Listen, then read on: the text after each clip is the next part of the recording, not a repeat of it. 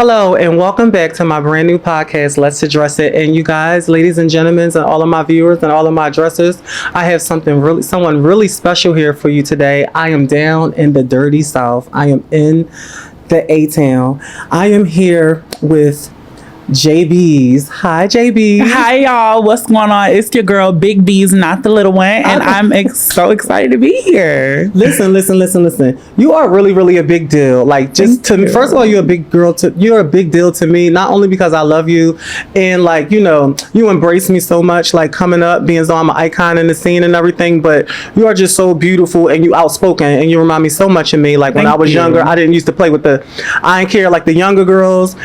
The younger girls or the older girls, I just didn't used to play.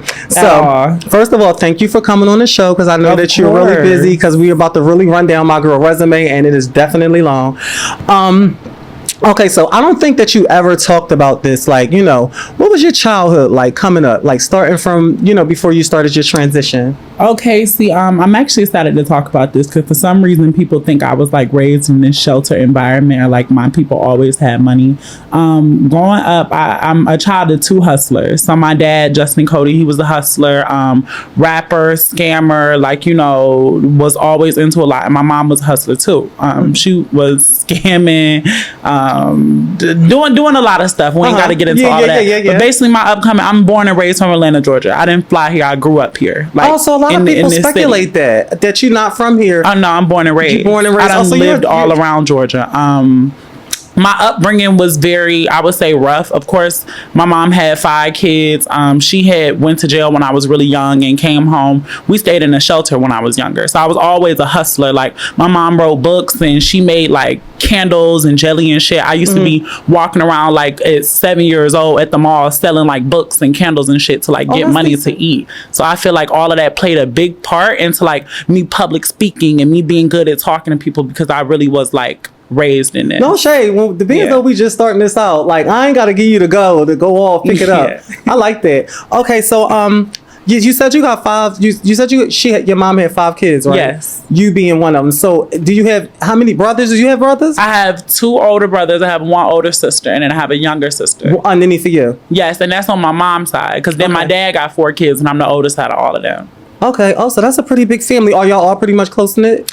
Not really the ones. I mean, we are getting closer, but the ones on my dad's side, I wasn't really raised with them because he had problems with their baby mother. But when my dad passed away, that kind of brought us closer. And so I'm kind of reconnecting with them. Okay. All right. So I know the world know you. You became world famous. And when I mean world famous is for real. Like seriously, we got to talk about it. You became world famous when you premiered on the Dr. Phil show, you and your mother. And I think this was around the time you was transitioning. And your mother wasn't here for none of it. Right. So, and I mean, a lot of black households, I know a lot of my close friends that their family disowned them and put them out still to this day. Right. And won't talk to them. So how did that make you feel at first? Before we get to the Dr. Phil, like, what was her initial reaction to her seeing you with a wig on and dressed like a girl? My mom was honestly being dramatic because I had officially labeled myself as trans. But anybody that really knows me knows I had been getting up in drag since I was like 10 years old. I was always doing hair. I've been doing makeup for 10 years. I had Barbie dolls, and anybody that really knew me will tell you I've been the same person my entire life. Like I've always been this. So I feel like my mom she understood the gay thing and like she knew I was different, but it was me officially saying, okay, I'm trans. Like I'm living my life as this now, where I felt like she had a problem with. And honestly, the things that I dealt with my mom on Dr. Phil, it's common tranny shit. I feel like I just got a lot of like flack from it, and people always try to throw it in my face as like a read because it was on national television. But I went through something that I have realized in the community a lot of trans and gay people have went through. You know what I'm saying? So yeah, I definitely want to speak on that because, like I said, I know a lot of my friends, and I'm from up north, so I think it's a whole lot harder. Right. Then they put them out on the streets, and that make them turn to prostitution at a very young age, and makes them also turn into like drug usage, or just to have a place to stay, do god awful things just to have somebody to stay with. You know what I'm saying? So with that being said, after your episode aired with the Dr. Phil with you and your mother, how did things go? Did y'all relationship get worse at first from that point on, or did it get better?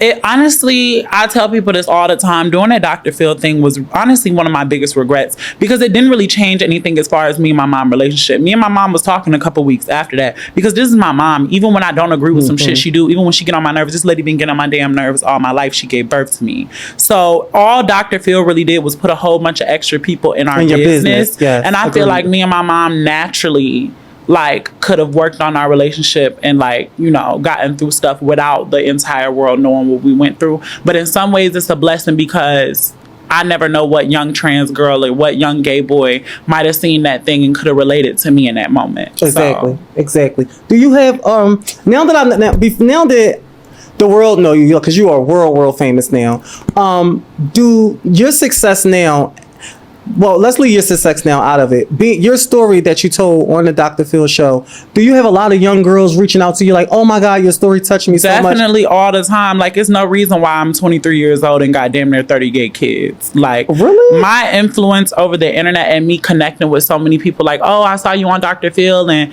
I like, you know, I'm young too, like JAYBIEZ working, I get on moans and like, so even through my own journey where I'm still learning, like I was a kitten on Dr. Phil, like I just became trans honestly and was dealing with the thing that I dealt with because my mom had a public platform. So you had girls looking to me for advice on this shit I had just gotten. As well? Yeah, my mom is a very well-known conservative author. She like my mom got her whole own separate thing going on. Oh, okay. Yeah, she ran for Congress and everything. Oh, so that's probably why you get so much. Yeah, because you already was born like in the spotlight, pretty much, like, you know. Yeah, my mom definitely has her own. Like, we could not be more like opposite sides of the spectrum. Do you think that's the reason why she probably was so against it, because she was political on the political side, and it was like, you know, she didn't. I mean, in a way, yeah, but I feel like my mom really do have some conservative beliefs, and even in like, you know, some of her beliefs, I don't necessarily agree with everything she says, but I can't necessarily say she's coming from like a bad place. Like, you know, she want grandchildren one day. She want a nuclear family. She's scared of this like whole trans thing. She doesn't know this lifestyle. Right. So even in my transition with me becoming a new person, I also have to understand that everybody around me also has to adjust to a new person in a different future that they now see for themselves with me. So you also have to allow your family members and friends to transition with you. I'm really gagging. You are really intelligent. Thank you. For you to be 23 years old, the way you just ate that up and broke that down. Thank you so much. You really, oh my God, you just surprise me every day. Oh my God. So listen, y'all, I'm fanning out. But okay, so let's get into it. Okay, so once you finally started getting your surgery, what all type of work done do you have? Because this is your natural phase, correct? Yes, I only got a lipo 360 and I got right back fat. I be moaning out. I got lipo. You got right back fat. Yes, I new life plastic surgery. I had did like, you know, a promotional deal with them. I got my lipo 360. I looked cunt for about 2-3 months, and then my diet is very like kitty chicken tender French fry-ish. So like I got right back. And then you still young. Yeah, I got right back thick. But like that's all I had. Is you? I can cook. My mama cook down. I cook sometimes, but I don't cook every day. Okay, but you know, like if let's just say your friends come over, you know how to make not Thanksgiving, but like a Sunday dinner. No, I can make Thanksgiving. Okay, see at 23, nasty little pot roast, macaroni cheese, she doing. Okay, rice gravy. Like I get in. Okay, so do you have implants? No. These are your natural. A nasty push-up bra on my natural titties. Yes, ma'am. They look full, voluptuous. Fake it till you make it. This lady, Okay, so all right, so around the time I want to say when 2020 hit, the pandemic hit, right? Because this is where the JAYBIEZ, the star is born. Around that time, there was an app that introduced itself by the name of Bigo. Child. All right. And you are a legend on Bigo. Actually, you are the title. You are the queen of Bigo. And for all of my viewers, whatever that means. Like, to all of my viewers out there and watchers, Bigo is a platform that started around 2020 when the pandemic hit, and it was for people to actually go live and stream from your house, because we all was in the house, and you know, they pay you money to go live and this lady right here is the queen of it all. I believe you have what, 2 point something million? Yeah, like 2.5 million and some change followers on Bigo. On Bigo, you guys. If that doesn't show you that her star power, that is one thing. Tell me, what is it like? What was Bigo like for you in the beginning? Honestly, Lexi, I started getting on Bigo because, like you said, I got on it pre-pandemic. So I had got on Bigo like, I want to say a year and some, not even a year and some change. Yeah, I got on it right before the pandemic, and I started getting on there because somebody by the name of Dodge, who's like a influencer or whatever, he had posted a flyer for this thing called Bad Boys Club, where basically they was doing like a virtual panel where people come on the panel and have like, you know, like they have it out, they be arguing, reading or whatever, getting into it. So I came on there one day, and then honestly, I came up on the panel. People found me funny, and then I just kept coming back on the app. I ended up becoming one of the first LGBTQ hosts on the app, and signed up. And then once I found out I could make money from doing the stuff that I was already doing, I came on there doing hair and makeup. At this time, I wasn't even trans. Like, I came on there like in my drag era. I literally learned how to do hair, learned how to do makeup as my content on Bigo. So these people directly watch me transition day by day. You guys, this lady turned her and then you wasn't even 20 yet at this point. No, I was 17 when I got on Bigo. Oh, brand, bitch! If this is not one of them stories, you guys, like seriously, if this is not one of those stories that'll just inspire you. So I'm gonna get in your business. What's the most money you ever made in Bigo in 1 month? Child, like $62,000. I believe you. I'm gonna tell you why. Because the most you can make is, what is it, 24,000? Yeah, you can make like 24. Well, really, it's more than 24 because you make 24 from the check you would get, and then the from gifts, hosting, and then you get all the gifts. And then I was an agency owner. My agency was really like lit at the time, so I was getting paid off of all my hosts. Like, off of some hosts, you would make like $6,000 if they hit a certain quota. Wow! And so really? My highest ever earning month, I want to say I made like $62,000 in a month. And at this like is 19 years old. At 19 years old, you was raking in $60,000 a month off of this Bigo app. That was one of my highest earning months. That was your like a regular month. It was like $20K a month for at least a solid 2-3 years. I remember that. I definitely remember that. I think that, girl, I can't even, my numbers. The most I made was like 17,000 in 1 month, 1 year. Mm-hmm. And it was Bigo, yeah. If you work yourself the right way, yeah, I can. Yeah. Shout out to the Bigo platform. No, and now they ain't giving that no more. Nah, but it was kind of like during the pandemic, but yeah, when everybody even the following that I grew on Bigo outside of just the money, because the money was great, but I was young, dumb, stupid. You give a 17-year-old that much money, you see what they do with it.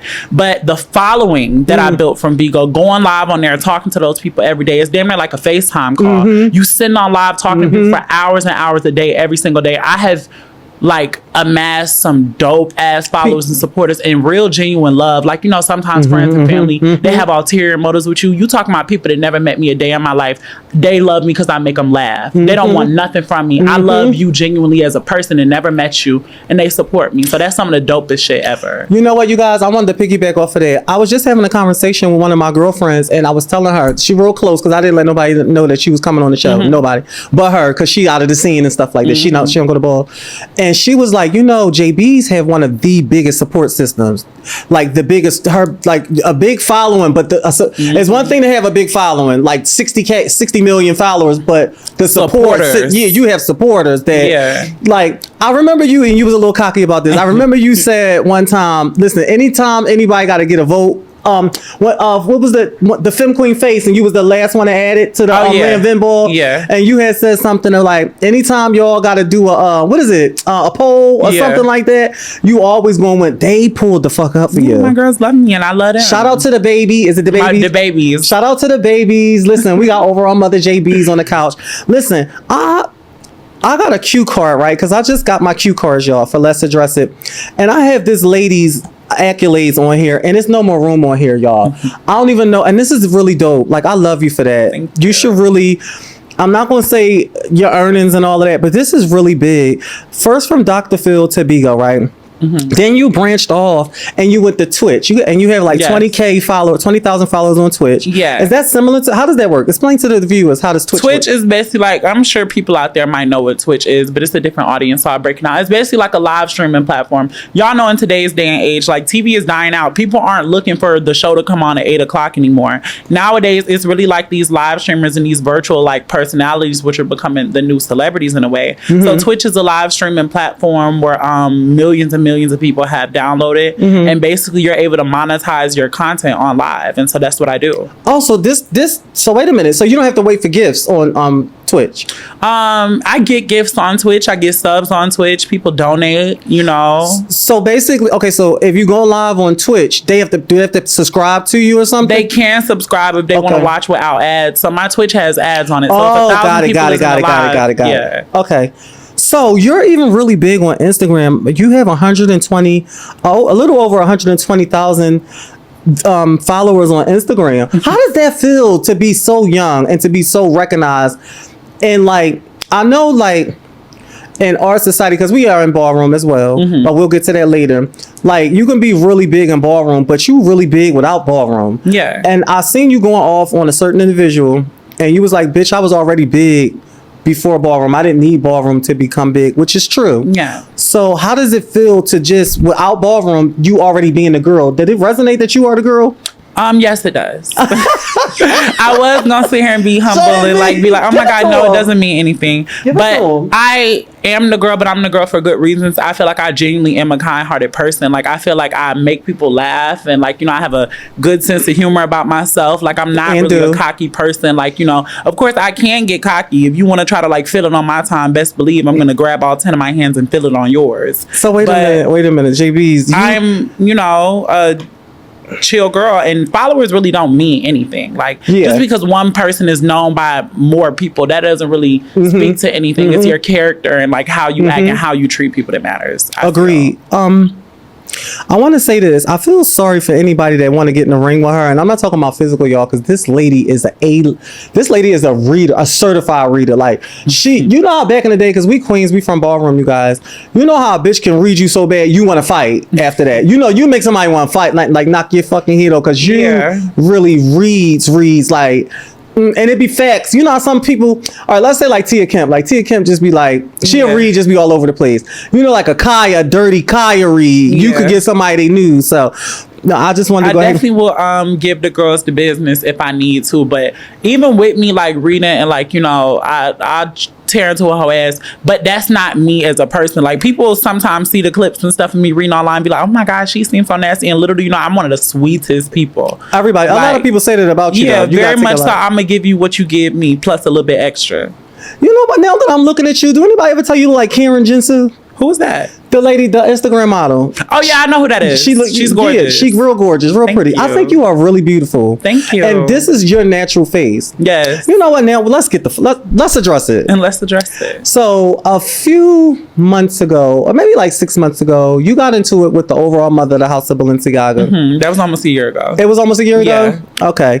And I don't want to bring, but this, like, we're addressing it. What did that stem from? That stemmed from Shannon. I guess she was reviewing the Live In Ball. I had just walked. I was still in New York. So that's how I know it was like kind of fresh after that. She was reviewing all the femme queens and stuff that had walked the ball, and then she got to me, and like she was doing it on Bigo, so of course it's gonna get back to me. But basically it got to me and she was like, oh, that's it. And then somebody in the comments was like, JAYBIEZ was the last femme queen that walked, and she was being something cute along the lines of, oh, she's not a femme queen, or something of what she was trying to give. Oh, really? I didn't really care. I just knew that was a green light for me to light into her ass, because you know, I'm gonna defend myself. I don't care whose overall mother you are. Like, I don't, like, you know, care about none of that, because this is not the world I live in. Like, respect me and I'm gonna respect you. And so that's where me and her got into it. Did you feel like you took it a little bit too far with dragging her? No, I don't feel like I took it far enough, actually. But with that being said, I don't really know that lady like that to have a serious problem with her. It just gave you want to read, so let's read. Okay. All right. We're going to move on, because have y'all seen each other since then? I seen her at the Tishy Ball. Did she speak? Of course not. Oh, okay. Would you want to speak? No. Okay. I mean, I don't really see that as anybody for me to speak to. Like, I love the House of Balenciaga. I love Harold. I love Courtney. I love like the Agas. Like, you know Courtney? You know my mother? I love her. Oh, she's another girl's girl. Yeah, I love Courtney down. I know. So Did she embrace you when she said? Yeah, she's very sweet. It's not Courtney, a house you thing at all. New York. Shout out to New York Finest, my mother Courtney. Love Courtney. Okay, well, JB's, listen, we have more juicy convo when we come back on our second installment of Let's Address It right when we come back, you guys. Hello, you guys, and welcome back to my brand new podcast. And this is part 2 with the sit down with the beautiful, with the young, with the talented, and with the girl who has it all, JAYBIEZ. Hi. Okay, JAYBIEZ, we're gonna jump right into it. How did you come to Ballroom? Like, what made you decide that you wanted to be a part of it, and who brought you to Ballroom? Okay, so I had always kind of like seen Ballroom via like clips, like, the viral people you always kind of see. Like, I think I done seen you in clips, Lay On Me, Prince Milan. I remember seeing clips of him. I remember seeing that clip of Tati in a yellow wig, like flipping across an ice skating ring or some shit. And I had that saved in my phone as a meme for years before I even knew what Ballroom was. So I had seen Ballroom because, I'm in kind of in the social media era. So I kind of learned Ballroom through clips and like YouTube and stuff before I actually started going to balls. Now, the first ever ball I went through was Smiles Margiela. Was he here in Atlanta? Yes. His BMW ball. I was invited to the BMW ball. I came there. I had brought my entire Bigo family with me at the time. Really? Yes. So we had stormed the ball and everything, like the Kingpin, my whole little clique. So it was me and all my girls. We had stormed the ball. That was my first ever ball. I walked best dressed. I think I got chopped or I got through, and Kelly read the shit out of me. My first day in Ballroom. It was my first ever ball. I did not know what I was doing at all. I had a scuff on my white shoe and I walked best dressed, I guess, and Kelly read the shit out of me. So I got into it with Kelly like my first day. Oh my God. And then I love Kelly now though. Yeah, Kelly's cool. She one of the ones, she ain't just gonna let you through. Yeah. Okay, so how did you become to being in the House of West? Whose idea was that? So I came to my first ever ball through Smiles and stuff, and I was originally looking into being a Margiela because I love Smiles and Benny and like a couple of people that I know in the House of Margiela. And then also I knew a lot of people in the House of West. I had gotten really close with the overall father, which is James on Bigo. Shout out to my dad, James. Yes, I love James. That's my favorite person in the world, my Gemini. So my really, really, really close relationship with James brought me to the house. And then honestly... Oh, so the House of West was your first house? Yeah. Okay, good. Okay, yeah, so my first and only. No shade. If they ever try to put me on, I'm gonna troll them all over the internet. I know you is. I'm not going no fucking way. I know you gonna drag them. I know it is. Yes. But go ahead, finish. But yeah, James ended up bringing me to the house, and what made me like really kind of be solidified in the house was like just the vibes, man. Like the House of West make me feel like I'm at like a barbecue with like all my family. It's fun. Like, it looked fun. Fun and very like personable. Like that's what I'm here for. I wasn't here in Ballroom to feel fab. How did the girls embrace you in the House of West? I love all of them. No, I didn't say that. Come on, we're gonna address the girls really embraced me. No shade. Love Paris down. Love Mia down. Vixen. Zenobia. Who else? Really? I'm thinking Pandora. Oh, Zoe. I mean, all that's of those good. girls have been Shout really out to all nice of them. I love each and every one of the ladies you mentioned. I was just saying, like, you being already a popular girl, but being a popular girl coming into Ballroom, into my like, Kendra, I feel like all of them were kind of like I had to warm up to them. It wasn't like instantly like a click with everybody, but now over the like years, a couple years I've been here, like I've really kind of clicked with all of them because like once you get to meeting me, y'all can kind of be intimidating, but by the time we get to talking and you see how I key, like we're gonna get along. So listen, let me ask you this. When you was watching Ballroom and you was saving clips, when you initially came into Ballroom, you knew you wanted to walk face, or was it? No, not necessarily. When I came to Ballroom, I didn't honestly know what I wanted to do. I just know I wanted to be a part. So my first ever ball, I walked best dressed, and then I was walking drag space because that's what people told me I should walk. And then once I started moaning, and in the drag space, girls was like, "Bitch, she can't walk drag space. She took a hormone. She was on Dr. Phil." And then so I started walking femme queen face, and I feel like I was kind of in a way rushed into femme queen face because the girls were so ready to kick me out of drag space. But I was only like, girl had been like, your transition was. Yeah, I won drag space in Philly at Dorian Corey. I think that was in 2022. Is it clips of that? Was Ballroom Throwbacks involved in that? Yeah, it's clips. I'm gonna throw that up. Excuse me, you guys. I'm gonna have to throw that up in the promo. Yeah. Cause I don't remember that. And it was in Philly? Yeah, I have one drag space in You know what year it was? 2022, I think. 2022? No, 2021. Because my dad passed away as soon as I had got back to Atlanta. I'm sorry to hear that. You mentioned that early and I didn't give my condolences. I'm sorry to hear that. Thank you. But go ahead, continue on. Yeah, that was my first ever time walking. And then from there, like, you know, they found out I started taking moans because Dr. Phil aired like a couple months after that. And so then they found out that I had started my transition on Dr. Phil. They was like, oh no, she can't walk drags anymore. So I was walking Femme Queen phase, only being on moans for like a couple months. Like, no surge, just in the field. Let me ask you this. Even though you are new to Ballroom, you've been in Ballroom for 3 years now, right? Yeah. 3 years now. You're not a Kiki girl, is you? No, I've never watched. She's not in the Kiki scene, you guys, but I just had to ask. I could see you down for... Well, let me ask this question first. At any point, shout out to my girl, Fish Patty, overall mother of the House of West, Paris. That's my girl. Yes, love her down. If she decides to go to graduate to Queen Mother, would you consider, like, if they ask you, like, is you ready to be an overall mother? No, I don't think so. Not of a mainstream house, just because I see it's, like, a lot. But, like, you know, in time, I love my house. Like, I plan to be here forever. Like, that would definitely be, like, one of my late game goals. Oh, like, see, okay. That's what I definitely would want to be the overall mother one day. Like, yo, she really is a real one, you guys. For her to not say, yeah, I would want it, she's definitely saying that she's not ready and she wouldn't want it. Yeah, she's one of the ones when it's time for when one of y'all wants to give her a legend, she gonna be like, no, let me wait my turn. Like, you dealing with a real one. Y'all got a real one on the couch. Fuck, you talking about? What's that? With that being said, do you want to branch out into other categories in Ballroom? Definitely. I'm waiting till I get my titties did, and then I feel like I want to walk sex siren. I will have like a blast doing that. I also want to venture back into best dress, seeing as how that was like the first ever category I walked in Ballroom. With me being so tall, I feel like I could really execute some dope ass like, designs and shit. This stuff will fit right. This stuff will fit. Yeah. You get to see the full garment, like a lot of all the materials and stuff like that. I totally agree.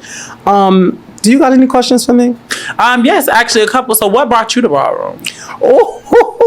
Okay, so and how many houses have you been in? Woo, now okay, so without telling my age, what brought me to Ballroom is like when I first started out, first transitioning, that's all we had was Ballroom. Right. That is not this Ballroom today. Right. It was more like family. Like we all lived together. We all stayed in the same, like the house mother and father, they was our mother and father. They wasn't having with us. Right. I mean, well, I'm gonna take that back. I found out later on that John. How'd that go? Yeah, but it was so much more family oriented, and then it was like me coming out at a young transition and then seeing the world and everybody's living out loud and going to balls and walking runway and voguing and doing. I was used to try to like, what is that? Like, it used to be exciting for me because. Right. You know, back in my days, this wasn't acceptable. Right. Like being outside, like dressed like this, we used to get shot at and killed. You couldn't be outside with it. That's why you always got to be thankful to like the girls that came before me. Even with me, like, you know, having a smart mouth sometimes and like going to people who go with me, I'm definitely thankful for the transcestors that even made it possible for a girl like me to exist. Like a trans girl living off of social media and stuff. Like,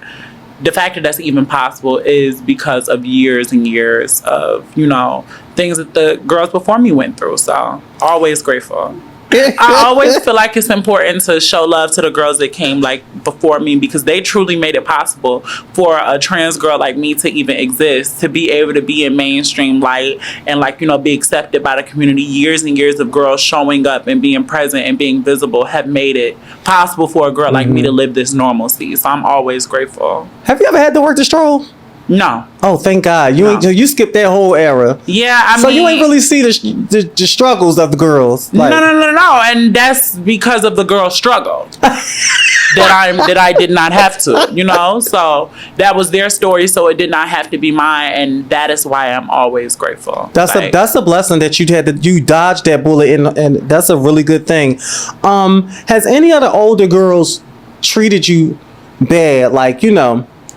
If you want to go speak to them, hey, how you doing? I live for you. I love you. I think you're beautiful. And they...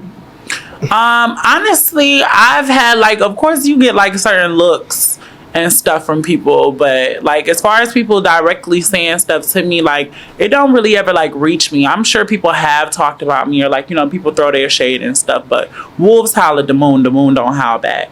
So oh, you ate that. I, you know, can't even really say that older girls have like treated me any kind of way. If anything, a lot of them in Ballroom have embraced me. Like I won't even be the girl to try to sit here and say, oh, the girls be bitter, the girls be jealous. I feel like a lot of girls have showed me a lot of genuine love, and I'm grateful. Just because I've got into it with one or two people, I wouldn't say that like puts a stigma on all of the girls. No. Okay, so let's go back to the up-to-date things, because this is more, you guys, ladies and gentlemen that's out there watching us, this affects the trans community more than you guys know it. How do you feel about our new president? Like, does that affect you personally? Do it make you sad? Like, how did you feel? Okay, so it's very interesting because, you know, my mom has worked with the Trump administration. Oh, this year? No, not this year, but she works with RFK. Okay. She's his lead on Black health, and she is directly in place to fight the Black maternity health crisis, where there are basically astronomical numbers of Black women dying in giving birth, compared to other races of people, which doesn't really make sense. So my mom is actively trying to combat that crisis. So circling back to what we were talking about with Donald Trump, I did not vote for Donald Trump. I don't agree with his policies. It's a lot of things I disagree with him on, and I honestly feel like even if it's not necessarily a question of what Donald Trump may do to directly impact the community, the fact that so many racist and, like, you know, ignorant people feel emboldened by Donald Trump which is why he's such an issue. Like the fact that he's almost this flagship for people that are racist or people that are ignorant, to feel like they have somebody to support and rally behind. That is like the poster child for that. Yeah. Yes. So, and then it's like, it's kind of scary in a way. All the stuff that he did, and then, you know, like taking away women's rights to not be able to have any kind of abortion, even if you was scraped. You know what I'm saying? I don't want to say the word, but even if you was raped, like, you know, you can't get rid of that. That's a big thing. But see, a lot of that with politics be fear mongering. A lot of that with politics be fear mongering in a sense that that's where rumors, and I guess in a best way to put it, it would be rumors and things that aren't necessarily true. Like there isn't a single state in the United States where you would be turned down an abortion because of, like, you know, like rape or anything like that. That's not necessarily true. That's something that they're putting out there where they're saying, oh my God, we can't get abortions and things like that. But you don't actually think that it's going to be true? No. Y'all think it's going to be true? In all 50 states, as of current, like, you are still able to get abortions. It's left up to the state. I mean, he's not in office yet, though. Yeah, but it's still not left up to the president. It's left up to the state's jurisdiction. Okay, so each you guys, I didn't know that. I didn't know that. So okay, so I seen a video the other day, and I'm probably sure you're a social media girl, so I'm pretty sure you've seen it, where he was saying the first day when he get into office, he's removing gender affirming care. That means no more implants, no more trans care, no more hormones, and then he even went as far as saying the gender marker thing, like he's going to go through and take everybody's gender marker away. Like if we were born naturally what we were born as, and we now have an F, no matter if we have the whole full sex change or SRS or whatever, he's still going to put male back on there. How does that make you feel? That's extremely scary. That is extremely scary, and I hope that is not the reality. Again, going back into, like, you know, a lot of fear from, like, the masses of people of what could potentially happen in this administration. I'm just really hoping. I think it would cause more trouble. It would do more damage than it would him trying to necessarily. Yeah, it would definitely do more confusing. Damage, because if anything, you would want trans people in society to have to be able to blend. You want them to be able to, like, live normal, so that we can live normal lives, so that other people are not bothered. Like, why would you want to intentionally ostracize the community? Which would just only lead into more problems for everybody. It's just problematic. Let's just say you, because you look really like a female. Thank you. I look like a female, especially with all this stage paint. Y'all know I'm real as rain, y'all. But what I will say is, if I have an elm, if we're somewhere and we look like females and there's an elm on that's causing more problems, because it's causing more attention. It's making somebody bring to awareness that you are a male in a public setting. Definitely. And it's just like, it'll just cause more harm. It's dangerous. It's very dangerous. It puts us at a very high risk. And it's not necessarily called for, because I personally feel like unless you're in a sexual setting with somebody, you don't have to disclose like what you have in between your legs. Like, especially if I'm not having sex with you, I'm not interacting with you in that way. Me just existing as a person, I don't have to walk around with tranny stamped on my forehead. Like, I want to ask you a question, because I know you the right bitch to ask this question to. How do you feel about that non-binary thing? I really want to talk about it. It's a fool. It's a fool. And if you're non-binary and you don't identify, how the fuck do you identify as trans? And when you force people that are not in certain spaces into certain spaces, you end up forcing the people that are in those spaces out, in a sense that when you have trans, right, and this is already a specific thing, it's for people who are transitioning, and then you go and try to throw non-binary people who intentionally have no transition. Like, when you're non-binary, what is the transition if you're not identifying anything, or if you're moving to a space of transition? I don't know. I just personally feel like non-binary is non-binary and trans is trans. Okay, so it's okay, because you can't be non-binary in a transition, because what are you transitioning to? Right, if you don't recognize as neither one. So okay, so listen, y'all. I don't want I've had my show for quite some, and it's doing really good. So all of the trans people, I am pro-trans, but y'all have to understand that when I was coming up, without me saying I'm a fucking dinosaur, I just look good at this age, but we crawled so y'all can walk and fly. It wasn't safe for us to go outside looking like Saucy Santana with beards and eyebrows and pocketbooks. We would get stoned and shot to death. We had to prostitute and work the stroll back then, because that's the only way we could afford money. Like, we lived in a society. I came up in a society where if anybody knew what you were, if you weren't real and you were caught outside at night somewhere, you would be unalived instantly on the spot, not found. And if they do find you, they're doing no investigation, because nobody cared about young trans. So it's like a slap in the face that we took hormones. We learned how to cross our legs. We learned how to use our speaking voice as a lady. We learned lady mannerisms. And for y'all to just say one day, from becoming a man, hi, I'm Barbara and I want to be called a female. That's very, it's like a slap in the face. That is very confusing, but in the same breath, the trans woman that went through those hardships so that the generations in front of them could have under them could have it easier. So I don't think that trans and non-binary people are the same, but I don't think it's anything wrong with being non-binary, and that is also okay. I feel like it's a huge part of heteronormativity, if I pronounce that right. Heteronormativeness to like want to only identify as something, like, you know what I'm saying? When the girls were going through those things of having to take their hormones, having to get their bodies done, having to get their facial films done, all to blend in society to look like regular females so that they are not harassed and bothered, that is a part of societal conditioning that makes you feel like, oh, I have to be a certain way to be accepted. And now in today's age, it's also a blessing to be able to have the gay boys that walk around with the beard and nails because they're free to do so. No, I'm not. Okay, so let me cut you off. I'm not knocking that. Okay, let me tell you exactly what I'm saying. Being as though we're in a society right now where it's so acceptable to be called pansexual, trisexual, upside down sexual, and non-binary and stuff like that.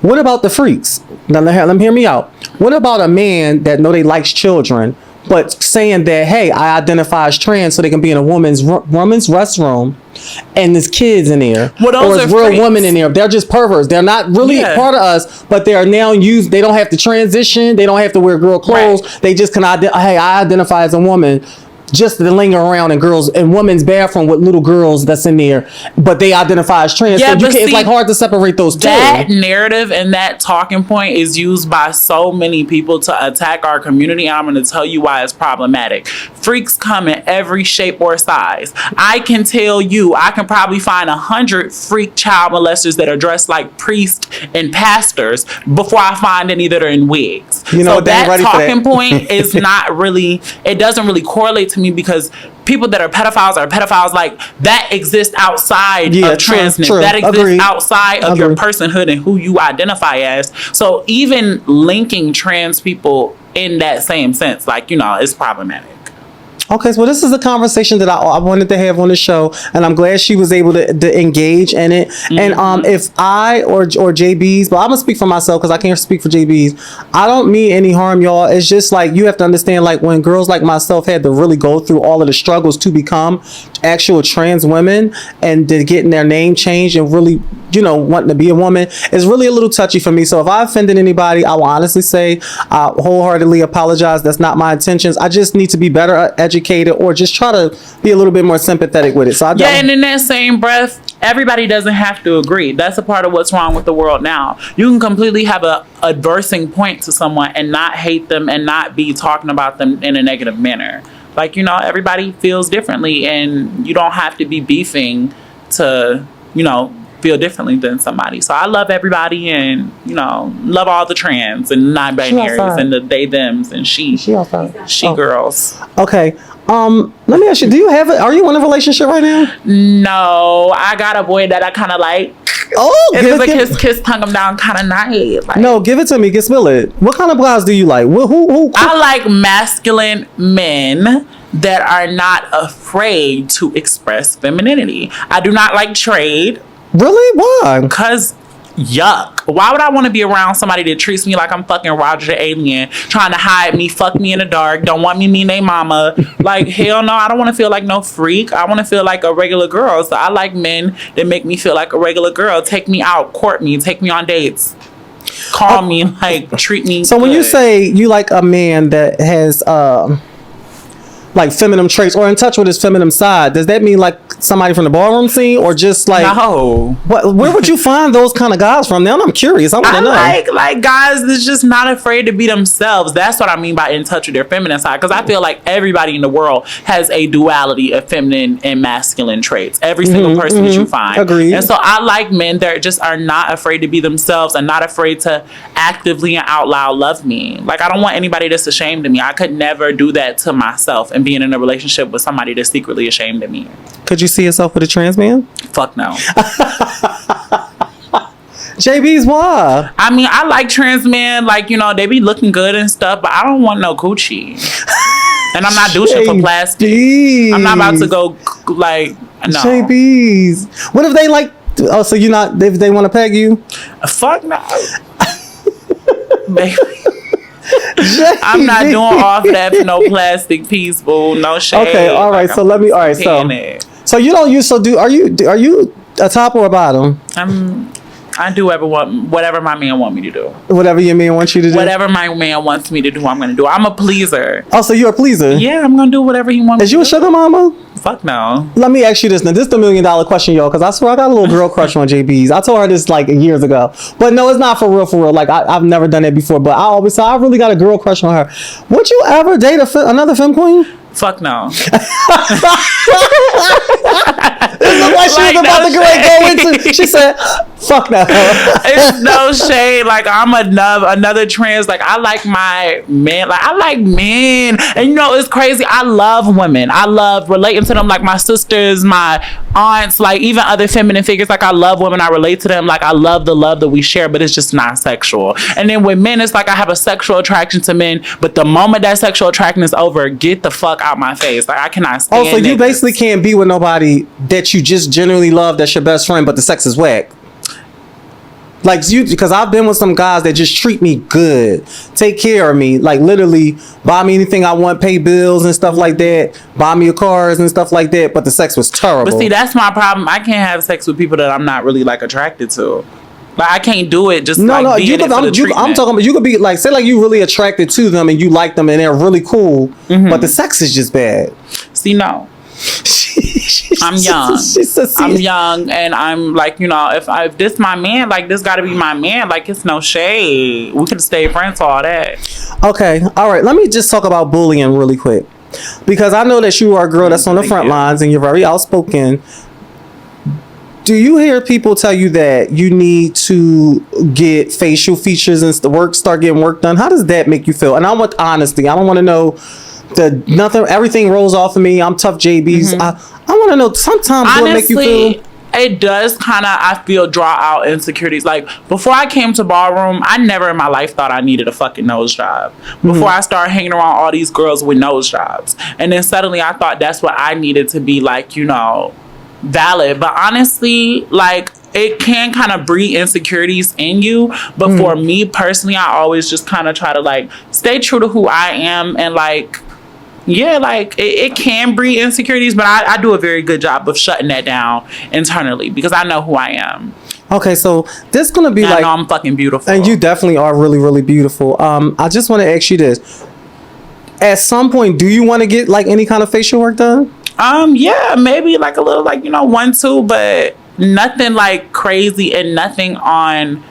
It's nothing for Ballroom. It's nothing for anybody else. Like, anything I do is very much so gender reaffirming for me. Okay. Like, and when I'm very much so taking my time. And when also, it's appropriate time. yeah, like, I want to moan out before I get any surgeries. That's the problem now. These girls, like, be trans for half a day and they get all their surgeries within a fucking year. It's no way you got titties, a facial film, a nose job, all a in 6 brow months. bone, all in a Not year. a brow Like, bone. no shade. It's like, I'm going to take my time. And when I do get stuff, I don't even want y'all to really know I got it done. I want y'all to be looking at me for an hour. Like, oh, something, JAYBIEZ, like, I know what you feel that. like. Something different about you, but they can't quite pinpoint what it is. Now, let me ask you this: would you be secretive? I guess for your reasons, I get it. Would you be secretive if you had procedures done? No, I'm the type 2 tears out the window, fuck it. Like, you know, if I got it done, I would say I got it done, because I honestly feel like that's the only way people can kind of try to read you and use stuff against you is if you are not upfront about it. If I tell people I got something done, you can't really like throw it in my face. Okay, we are covering a lot of ground right now. So, do you got a boyfriend? No, I was married, JAYBIEZ. I was married. To who? You want to listen? I was married to a trans man. He was in the Navy. We were married for 5 years. I'm gonna keep it a stat. Cracked or doing the cracking? I was definitely going to crack in. Okay, you never. Plastic is not fantastic. No, I didn't. I don't think so. No, actually, he had a sex change. He went all the way. He got the dick. So how does that work with trans men having dicks? I always be one to ask. It's the same thing. I was just a new hole to go into. Oh. Yeah, because I'm a top. Okay. I can't believe this lady. How you on my show getting in my business? Because I honestly live for you saying that. Like, as trans women, society loves to remind us we got a dick, but God forbid you say. Yeah. So, like, yeah. Would you ever cut yours off? No, I don't think that's for me. That's not for me neither. Mm-hmm. And that's okay. Yeah, and it's not for everybody. I completely respect the girls that do it. But for me personally, with me not being able to, like, have kids or, like, you know, it's purely cosmetic in my eyes for me personally. It would not be a reason for me to get it other than for acceptance from other people, and that's just not something I'm like into. What about the ones that say how you present yourself as a lady and you want people to respect you as a lady, but you still want to keep your original part? I don't think I'm anything other than what I am. I don't know about a lot of other trans women. I think I'm trans. At one of these cameras. I think I'm trans. I don't think I'm a woman. I think I'm a trans woman, but I don't think I'm the same as biological woman. And even in that like vein of thought, I'm trans. It's okay that I'm trans. I'm happy to be who I am, and I'm happy with my body. Being as though you're online more, and I know you argue with cisgender women way more than I do. You want to be a girl? You want what I got? Exactly. No, I don't. Can you please? Can we just say something right now? Because I know this episode right now is going to do numbers. Because of course you on here. So can we just explain something to regular cisgender women? I don't think that we necessarily want to replace y'all. I just believe they could never be replaced. Y'all could never be replaced. I never disrespect none of the trans women. I never disrespect cisgender women because we all came from cisgender women. And when I was coming up and I started my transition, I wanted to be like my sister, my aunties. I wanted to look like my cousins. So how can a person like me want to emulate a woman but then hate women or just want to say I'm better than y'all? I would never do that to y'all because at the end of the day, I'm trying to do everything. I changed my whole appearance to be like y'all, so I would never disrespect women. But there's a lot of y'all weird trans bitches out there that actually take a lot of cisgender women through that. Oh, bitch, you just mad because your body busted. Yeah, and that's your an man ignorant line of view, and that also breeds it's not all of us, y'all. Please, it breeds a lot of hate, and it comes from insecurity of trans women that they have in themselves, so they feel the need to try to take that out on cisgender women. But I've never been that person. The cisgender women are literally why I am who Exactly. I am. So we love. Could you tell women. all of the viewers out there on Let's Address It that it's not all of us that feel like that hate We real love women. women, no shade. Like the Thank majority of you. trans women I know love women. Don't let like one or two outliers in a community kind of speak for all of us. I know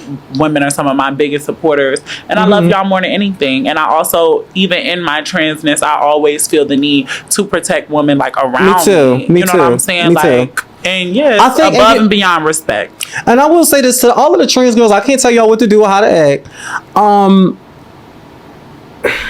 I think that y'all, I don't know. I'm a mind my Don't business. miss your words. Say what you want to Okay, say. This so y'all because- motherfucking show. I just feel as though a lot of y'all do be being weird. A lot of y'all always say, bitch, I look better than you and I'm a man, and bitch, my body better than yours. Granted, our bodies can be 9 times out of 10 a little better because, bitch, we build ours from scratch. Sometimes they got to deal with the hand they was dealt. But that still shouldn't be a read, But you again, guys. that come from a place of insecurity. The girls be trying to get a read off because everybody read them.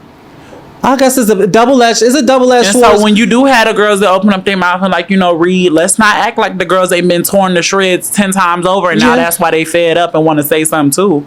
So it's like do you everybody feel- should just respect each other. How do you feel about and this is really deep, how do you feel about when cisgender women find out their cousin, their brother, their husband, their boyfriend or baby father mess with another trans and then they pull their card, oh, I didn't know? And see, that's the problem too with society. If you still think in 2024 that these trans women are out here lying to these men, you are being lied to by these men. Like the same way a biological woman, you can look at a trans girl and say, she's pretty, she has nice hair, she's very pretty, she has nice boobs, she has a nice body. If you don't think a man could look at one of them and had the same thought, Exactly. it's just delusional. So I honestly feel like, but that does kind of go into the part where we're played against each other. Because in society, all femininity is kind of looked down upon. Whether you trans or whether you a biological yeah, woman, they look yeah. at being feminine as being insuperior. I mean, like, insufficient to being masculine. So I feel like everybody kind of gets played in that sense. Trans women have been like, the butt of the joke for a long time. But these trans women that are these escorts and these prostitutes are literally kept in work by some of these same men that will publicly down them and bash them. And But I what hope about, okay, people so know that. I remember back then when I was coming up, it was a read to look like a trans woman. Like, y'all bitches is plastic, y'all got fake ass, fake boobs, fake hair, fake lips, fake eyes, fake cheeks. Now all of the cisgender women look just exactly like us, if not a little bit more exaggerated. See, and that comes from, you ready? Well, give it to me. Let's address it. Misogynistic tendencies in society. It's not because Wait, can you break that down? Because I don't even know what that means. misogynistic tendencies in society. It's not necessarily because of trans women or even women. It's all from like the male gaze. Like the bigger the tits, the bigger the ass, and like even these people who try to say that they don't like they're not necessarily doing it for the male gaze. They don't even realize sometimes that society is so built in where even the people that you think are pretty, like you think she's pretty because of her body. Why? Because other people perceive her as pretty because of her body. So now you are now looking up to somebody. Like, unrealistic expectations. Okay. I would just say, like, That's deep. So we're going to continue this conversation, but at a later time, because we got to wrap this up with the beautiful JAYBIEZ, y'all. I just want to say, okay, so you have a couple things that's going on right now. Like, you have a feature in Paper Magazine. yes, I was featured last year in Paper Magazine because I walked Denzel Dion's Noid show in New York. Yeah, that was his debut fashion show. Okay, that's really, really decent. I know that right now, currently, you are a really big socialite. You are one of the biggest social media presence out there, like really seriously. Thank you. You are an event thrower. And could you tell us really briefly before we go about your partnership with Steve Madden? Yeah, so I had collabed with them on one of their releases. I had modeled for some of their shoes. Yeah. Really? It was a really dope experience. Shout out to Marlon, Ms. Rahi. Oh, Marlon Mizrahi. Yeah, he kind of plugged me the in fashion. with that. Yeah, I love my Marlon, my little short Marlon. That's my Okay. baby. Before we go, my last question is, if you can look in this camera and tell the younger JAYBIEZ anything coming up that she was lost about, like, what would you tell your younger self?